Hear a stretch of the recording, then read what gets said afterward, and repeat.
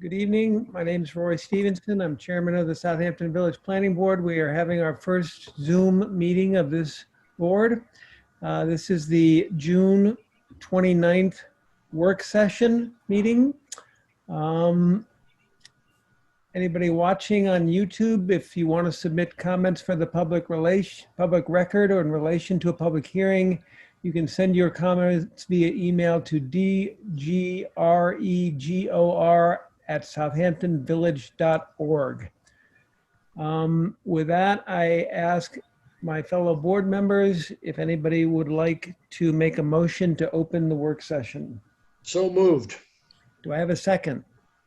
Second. All in I'll favor? second it. Aye. Aye. Aye.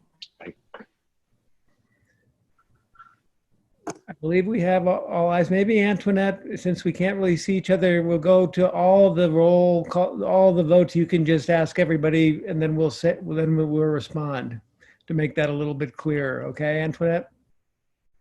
Yes. Okay. All right. So the only change to the agenda at the request of our consultant, Kathy Eisman, she has to recuse herself for Beechwood Latch.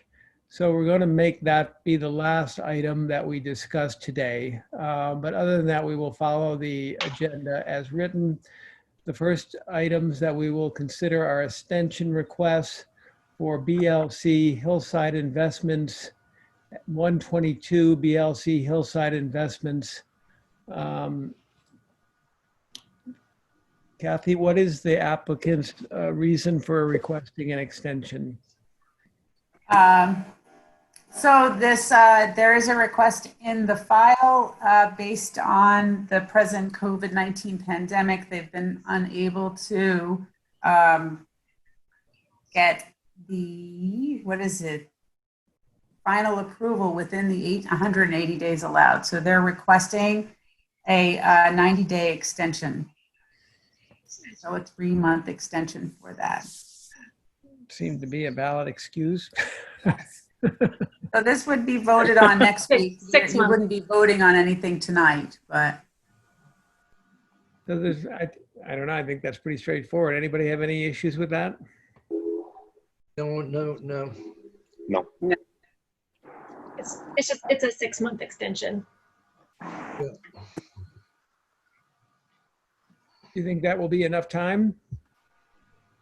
I think so. Okay. We hope.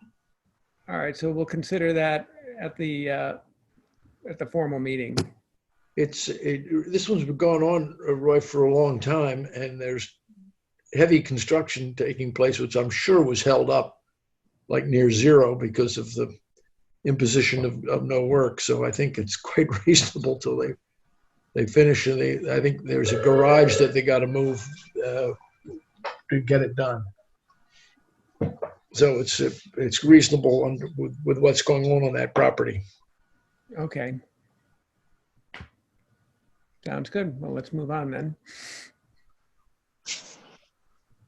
The second is the application of Rosemary Kayola Musasya at 140 Duck Pond Lane and Magnolia Road LLC, also requesting an extension. This was a application we considered a while back and approved, I believe. It was one of the ones where it was like a 3-lot going to 2, if I remember correctly. It's the only time water's going uphill. It's wonderful. Right. Here's the map on my screen here. So they've requested a 3-month extension because of having to obtain consent from a mortgage holder to actually record the transfer deed. So that seems very reasonable. Yep. Okay. That can take a long time under normal circumstances, so that's reasonable as well. Okay. Well, if nobody has any issues with that one, we can move on to the public hearing regarding Parry LLC at 23 Culver Street. Yep. Go to the first page here. This is an application for the expansion of an existing 2-story dwelling and office space within the village business zoning district and a proposed one-story garage. This doesn't require any zoning relief. And Alice informed me today that the ARB had approved it at their June 22nd meeting. Yep. And held it open for 10 days. So that will be formally approved July 1st. And so this is on for public hearing. CMX AME would make a presentation next week. We did receive feedback from Gary Gillespie about the sidewalk. He said no sidewalk is necessary. And I didn't get anything in writing from Dean, but I will try to get something before next week. But he didn't have an issue with this at all. There's a fire hydrant nearby, so that doesn't change anything. The construction doesn't change anything from his perspective. There is a secret neg deck that is pending your approval. That would have to be adopted before the close of the public hearing next week. And then we'll have a decision available for you if you'd like to make a decision that evening to not have a further delay. We wouldn't want to have to, if everybody's okay with it, we'd rather not make them wait until July to have the approval. Any questions on that or comments? No, it was my understanding that it's all this by remote, that Simi got approval from the ARB to downscale, make that garage a bit smaller. Yes, that's what shows up on this plan. It was going to be a real monster on the west end. And he told somebody or me or building anybody what his plan is finally, and he knows I'm mad at him for an appearance he made from us refuting the work he did once. But I think he's intending to improve it to make it a much more habitable place. It is in the business district, and I think he's got somebody to come in and move in, and he may keep an office there and move somewhere else. And it looks like a pretty reasonable thing architecturally. It's a good upgrade to this compromised building workplace.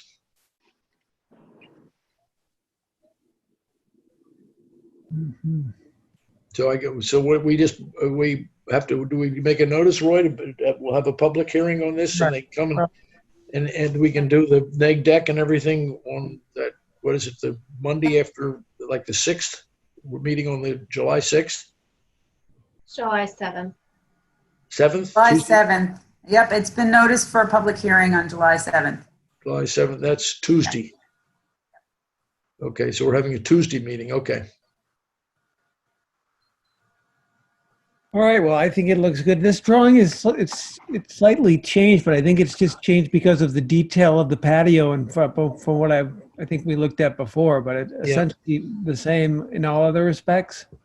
The garage is substantially reduced in size. Oh, yeah. It's set back much further from Culver Street. Right. And he had to deal with a water main.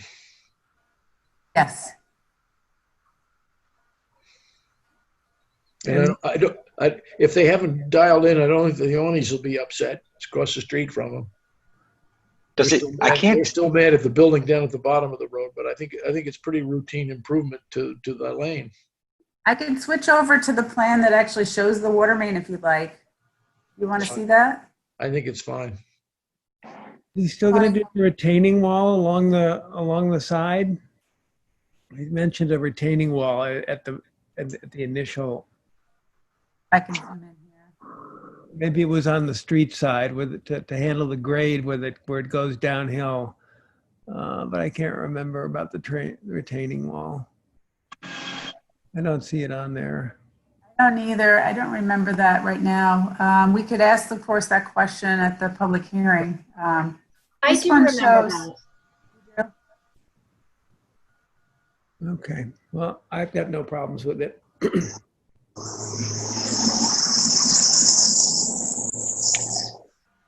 On the other plan, is there a detail for the patios? Is it on slab or set in sand? The print is really fine and I can't read it. Which patio? You mean these two walkways, Tony? Here? This, up here? yeah, those patios. What does that fine print say? Let me zoom in. New bluestone, oh God, I went in too far, sorry. New bluestone patio here. And new bluestone patio here. The other corner, yeah. Okay.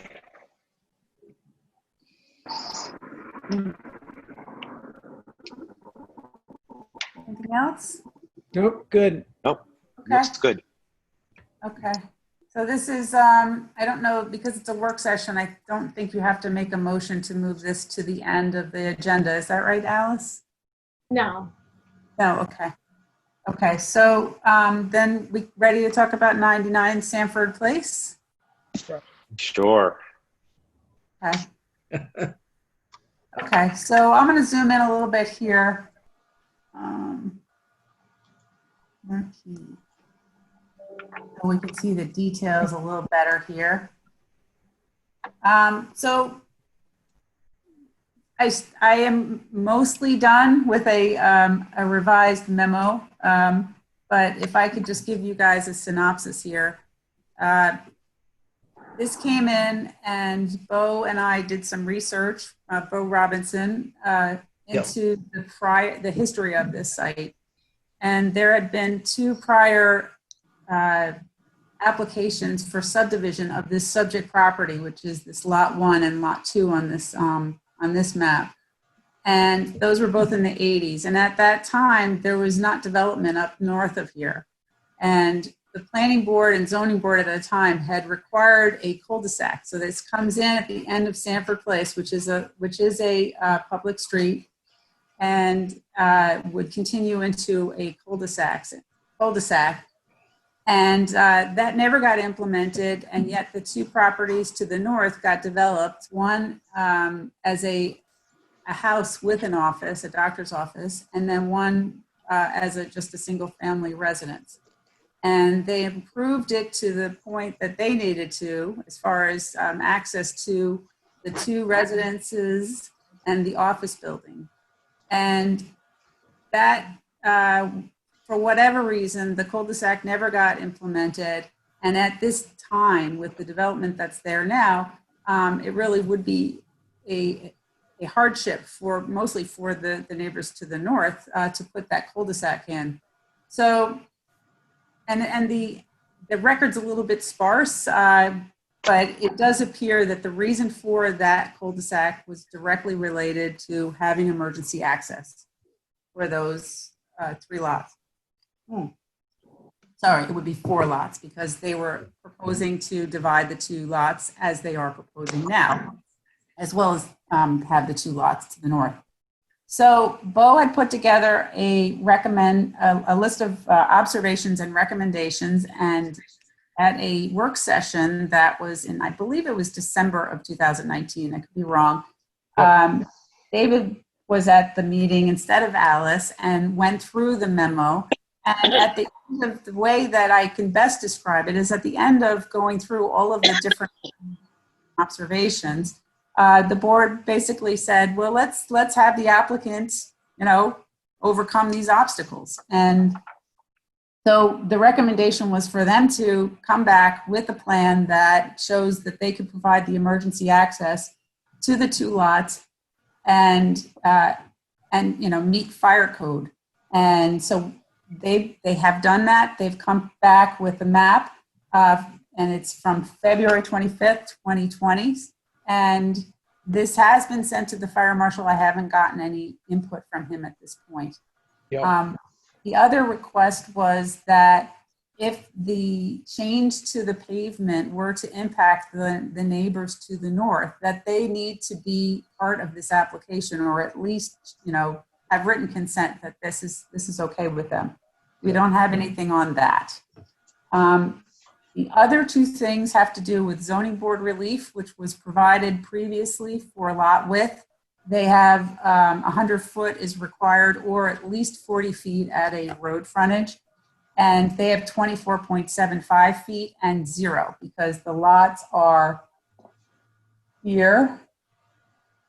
And this lot extends all the way to here. it's kind of hard to see, but the lot line actually does not, this for lot 2 doesn't actually extend to Sanford Place. But in a way, it's just, it's almost, it doesn't really matter with respect to access because they have legal access through that access easement. And it's just a matter of providing safe access that they have to prove to the fire marshal. So there's the zoning board relief that's required. And then the other obstacle is that they will need to get Suffolk County Department of Health Services Board of Review relief because their minimum lot size for houses is 40,000 square feet, and they don't meet that for these 2 lots. Now, this is the office district, so in a way, they could go and subdivide the properties and have a legal subdivision and meet the minimum requirements for an office because that's based on gallons per day it's a different way that they calculate it for office use. But as soon as they come in and do houses here, if they get a special exception use, and this is an area that has a lot of residential uses, and it does make sense here. They would need to get the health department board of review before they could put 2 houses here. So that's, in a nutshell, what will be in the memo that I circulate after today to you all in time for the public meeting next week. And if the applicant wants to discuss the memo at the meeting or choose to respond in a different way before the meeting. But, it's on the agenda for next week. Kathy, how did they change the existing plan? What are the changes they made? The only change has to do with this pavement. And so it's just that they have to provide enough turnaround movement area for the trucks to turn around. So it's just, this is all proposed curb and pavement, the area that's shaded here. Mm-hmm. And that's the thing that affects the neighbors to the north the most. Would they benefit from the emergency vehicles would have better access to their properties? Probably. I would think so. Yeah. So all of the properties here. It's something that probably should have happened at that time. Sorry, Roy? Do we know if the neighbors have been notified yet? Yeah. Put on that. Okay. So, I can finalize that report and send it around, but that's generally what's in it. And if there's anything else I should, kind of touch upon, we can talk about it next week, or you can provide input by email on that memo. So it turns on what Dean McNamara can get to at this point, right? I'll try to get in touch with him. Yeah, okay. I haven't heard back from him. Thank you. All right. Yep. So the next thing on the agenda is 30 Sanford Place as a pre-submission conference, and that's basically on the applicant to come to the meeting. And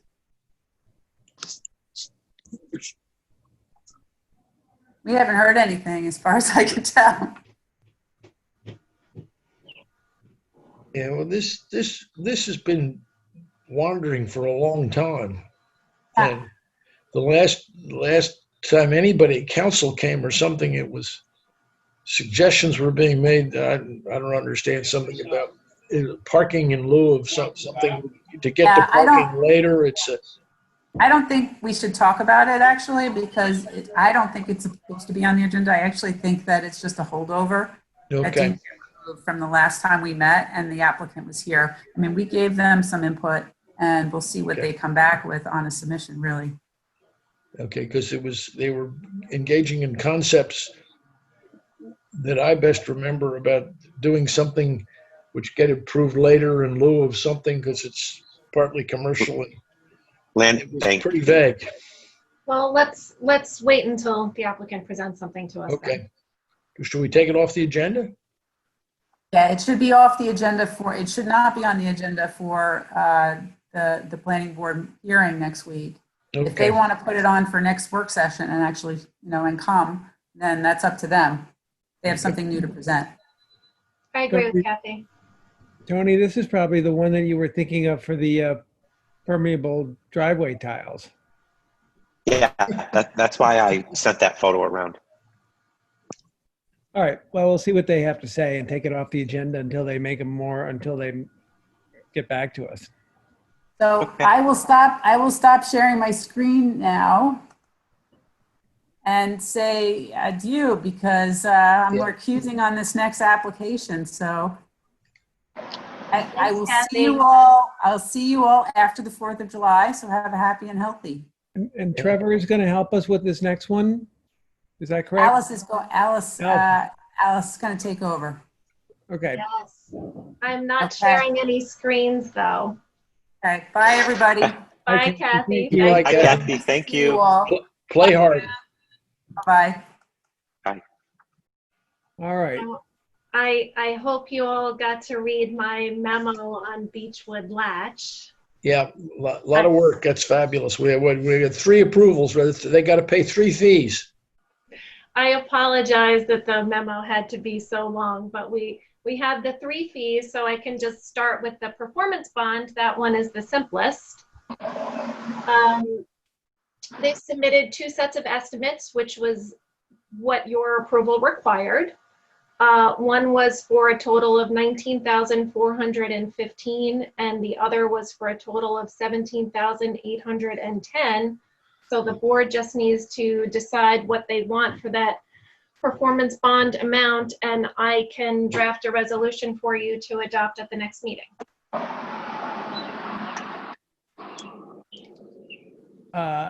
This is the first time we've ever gone through this process. Usually it just was the bond was told us what the amount was in the past. So Okay.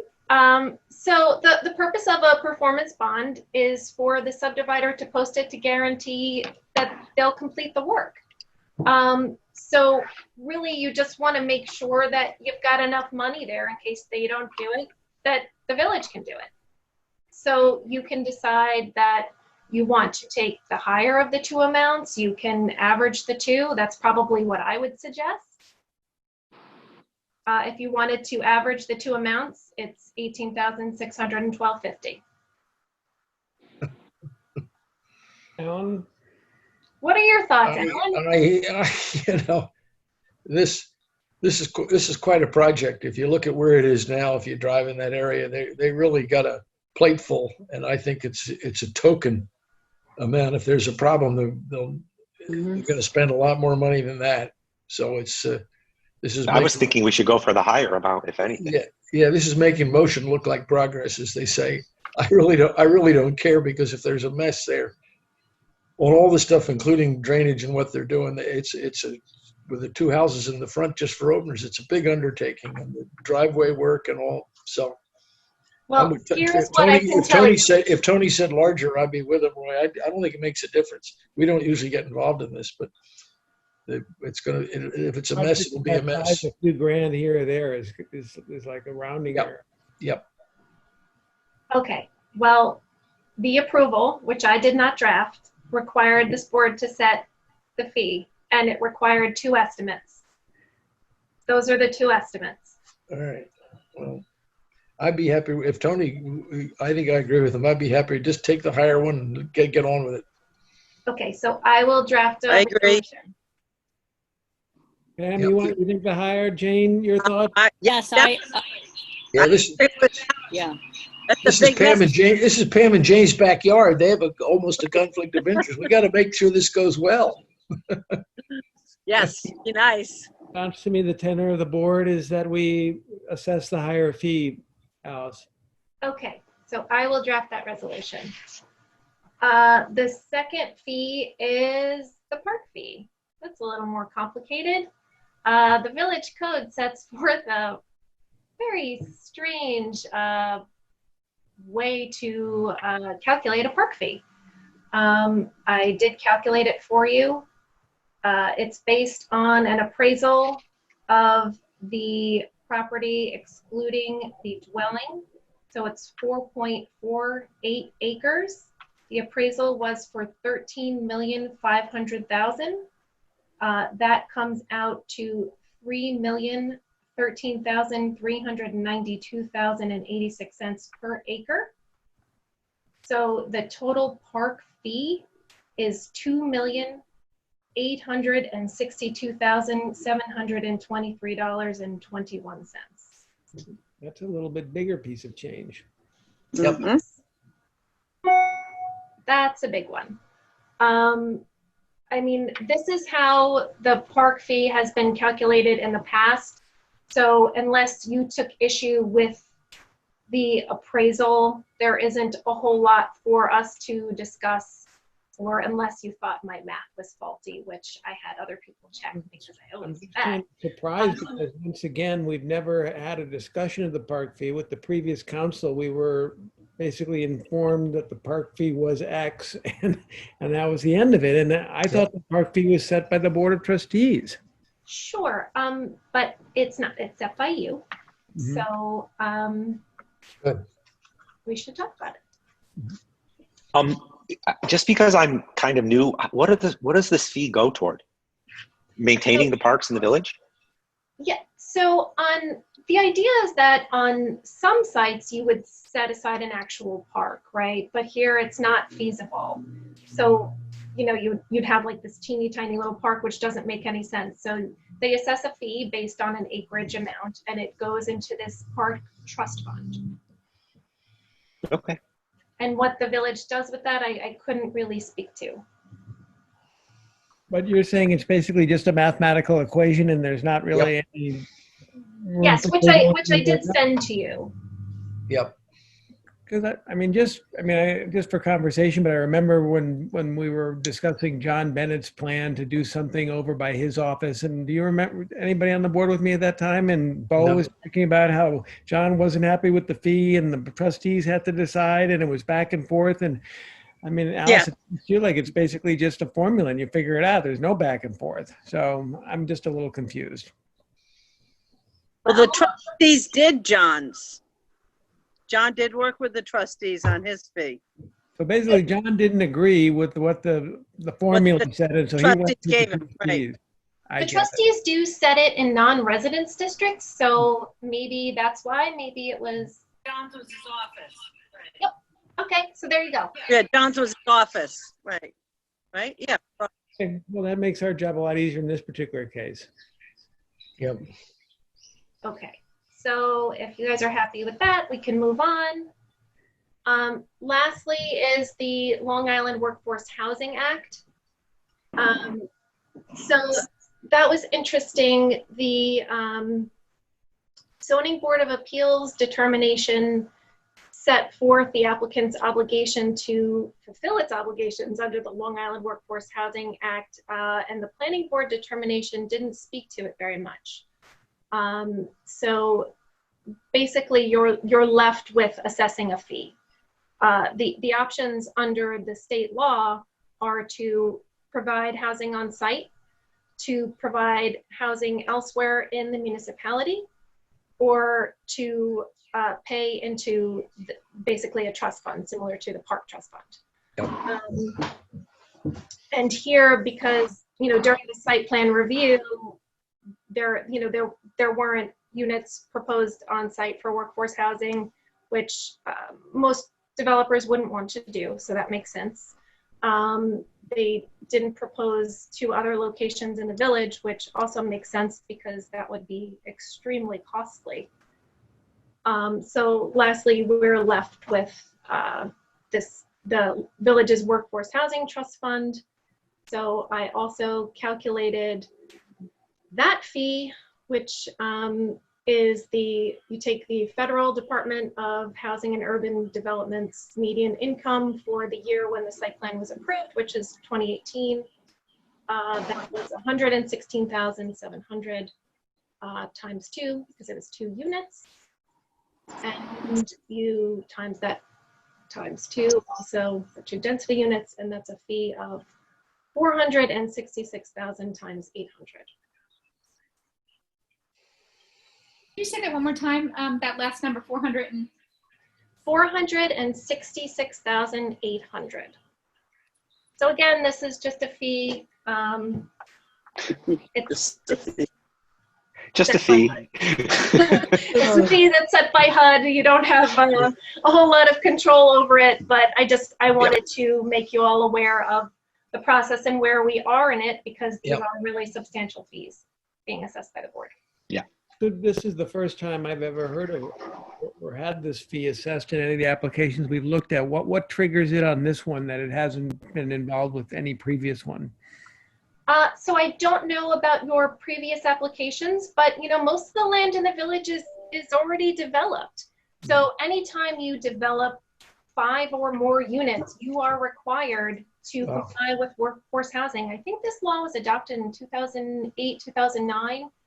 And you get bonus density units for it. It's like Bishop's Pond was not so long ago, and I don't recall this being done for Bishop's Pond on McGee Street there. I don't recall it either. no. I missed that one. The one that's at the end of Tuckahoe Lane where I am, which is out of the village, they opted to make a third of it workforce housing to get through this. It's a condo, multiple dwelling situation, just like this one that must trigger it. Yeah, so it is a state law. So, any municipality in the state would have to comply with it. And, most of the municipalities on the East End were usually dealing with assessing fees because of the high land values out here. Okay, well, it's good to learn something new every day. Thanks, Alice. Sorry for my math. No, that's interesting. But as you say, those are just set by the governmental authority. So no room for debate. That's what it's got to be. That's what it is. Yes. Okay. So another 400. We have to. This meeting has approved those, I guess. So we tell them they're out another 400,000. Well, I will draft those resolutions and have them ready for adoption at the July 7th meeting. But clearly, the applicant would have expected that these fees would be assessed and would be knowledgeable about what the amounts would be, don't you think, going into it? Yep. Oh, absolutely. I believe that this applicant is a big developer. Right. And So- they also. They also did Bishop's Pond, didn't they? Yes. So there won't be a surprise. That's not, but I don't remember it during Bishop's Pond. No, that was before my time. We left that one up to you, Pam. Yeah, Roy. Roy knows everything. That's good. I'm glad someone does. Thank you, Alan. Okay, moving on. So anything else to do with Bishop's Beechwood Latch, Alice? No, that's all I have. Okay, great. I'm sure they'll think that's quite enough. All right, well, that's everything on the agenda. It's been a while since we've approved some minutes. Antoinette, Alan, should we do that?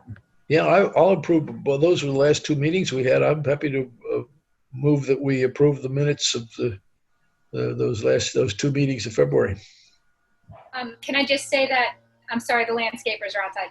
Roy was absent on March 2nd, and Anthony was absent on February 24th. Okay, I mean, so- you have a quorum. I just wanted to let you know. Yeah. But there's a quorum present, so we can approve them both. You made a motion to approve February 24th. Let's vote on that one first. Do we have a second to approve the minutes for February 24th? I'll second it. Antoinette, would you call the roll? Hey, I forgot how to do this. Okay, Anthony, actually, excuse me, I'm sorry. Mr. Piazza, Aye. Miss Claire, Aye. Mr. McFarland, Aye. Chair, Aye. and Mrs. Gilmartin. Aye. So motion's also been made for the minute to approve the minutes for the March 2nd meeting. I was not in attendance, so I won't be voting on that, but would I have a second to approve the minutes? Seconded. Why don't we have someone else make that motion? I'll second it. Okay, yeah, somebody else should make the motion, absolutely. I move that we approve the meetings of February 2nd. March I'll 2nd. second it now. March Okay. 2nd. Second. Okay, so Mr. Piazza, Aye. Miss Claire, Aye. Mr. McFarland, Aye. I know Roy can't vote, and then Mrs. Gilmartin. Aye. Sorry, I'm rusty on this, guy. You were great. I Doing probably fine. should. Actually, I probably shouldn't have voted. yes, I know. I caught that. I'll take you off of it. I apologize. Okay. That's my fault. Okay. Okay, well, I thought this went pretty well considering it was our first Zoom meeting. Thank you all. Anybody have anything to add? I'll just tell you guys, you did really, really good. I've done some other Zooms with other boards, and it was very smooth. You guys did a great job. Thank you. Is the 7th a Zoom meeting too, or is that gets more elaborate? It is as of what I've been told. Yeah. Still, okay. All right, well, for anybody watching on YouTube, the next meeting is Tuesday, July 7th, 2020 at 5:30 p.m. And I imagine there will be instructions posted on the village website for how anybody might want to join that meeting should they so choose. Other than that, I ask for a motion to close the work session. I make a motion to close the work session. I'll Yep. second. All in favor? Oh, sorry again. Right, you go ahead. Mr. Piazza, Aye. Miss Claire, Aye. Mr. McFarland, Aye. Claire, Aye. Mrs. Gilmartin. Aye. All right. We got We did it. All right, everybody. 5, everybody.